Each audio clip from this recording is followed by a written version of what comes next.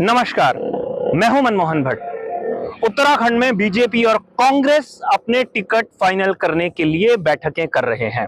BJP के 3 ticket तो final हो गए, लेकिन 2 सीट के लिए मशक्कत उनको करनी पड़ रही है।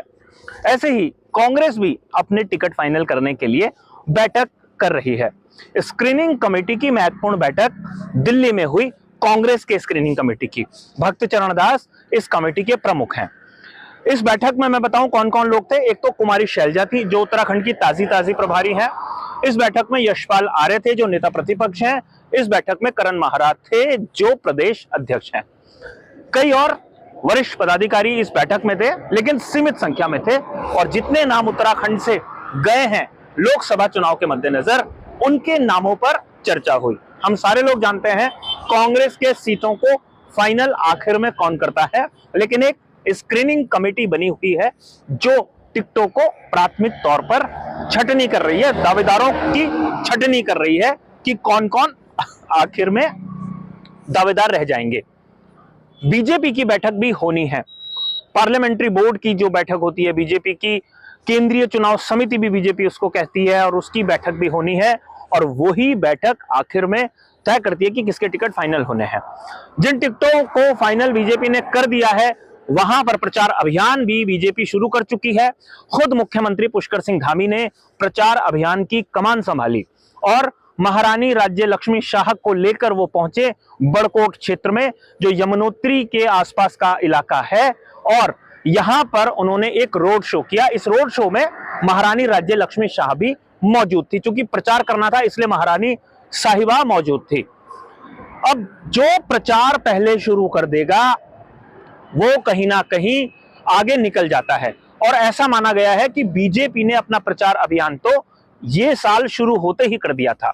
मुख्यमंत्री पुष्कर सिंह धामी ने तो 13 के 13 जिलों में एक नहीं कई बार दौरे किए हैं, कई बार रोड शोज किए हैं, कई जनसभाएं की हैं और अपनी सरकार की उपलब्धियों को बताने की उन्होंने कोशिश की है। यानी प्रचार में कांग्रेस से आगे बीजेपी पहले ही निकल गई है। लेकिन 2 सीटों पर बीजेपी को माथापच्ची करनी पड़ रही है और कांग्रेस 5 ऐसे कौन से मजबूत दावेदारों को उतारेगी जो बीजेपी के नेताओं का, बीजेपी के संगठन का मुकाबला कर पाएंगे। इसके लिए माथापच्ची जबरदस्त तरीके से हो रही है। यह देखना काफी दिलचस्प होगा कि कांग्रेस किन 5 महारथियों के नाम फाइनल करती है। वैसे इस पर हम एक पूरा विस्तृत वीडियो बना चुके हैं कि कांग्रेस के संभावित प्रत्याशी, संभावित दावेदार उत्तराखंड में कौन कौन है। उसका लिंक मैं डिस्क्रिप्शन बॉक्स में उपलब्ध करा दूंगा। और करण महाराज ने खुद मेरे साथ एक इंटरव्यू किया था। मुझे जिस इंटरव्यू में उन्होंने बताया था कि वो 5 सीटों पर कौन कौन प्रमुख दावेदार हैं। यशपाल आर्य, हरीश रावत, प्रदीप टमटा, गणेश गोदियाल, खुद करण महाराज, दीपक बलूटिया, गणेश उपाध्याय, रणजीत रावत, अब गरिमा दसौनी भी, प्रीतम सिंह और ज्योत सिंह गुनसोला। ये कुछ ऐसे नाम हैं जो प्राथमिक तौर पर कांग्रेस के दावेदारों की लिस्ट में हैं। इनमें से कांग्रेस किसे टिकट देगी और कौन सा नेता टिकट लेने के बाद चुनाव मैदान में उतरेगा, यह देखना काफी महत्वपूर्ण है। क्योंकि कई लोग खुले रूप में अपनी दावेदारी को इनकार कर चुके हैं कि वो इस समय चुनाव लड़ने की स्थिति में नहीं है। अब ये देखना होगा कि कांग्रेस कैसे स्क्रीन करती है अपने नेताओं के नाम। फाइनल तो आखिर में गांधी परिवार को ही करना है। और बीजेपी अपने 2 प्रत्याशियों के नाम की घोषणा कैसे करती है। लेकिन प्रचार बीजेपी ने शुरू कर दिया है। कांग्रेस प्रचार कब शुरू कर पाएगी, यह देखना काफी महत्वपूर्ण है।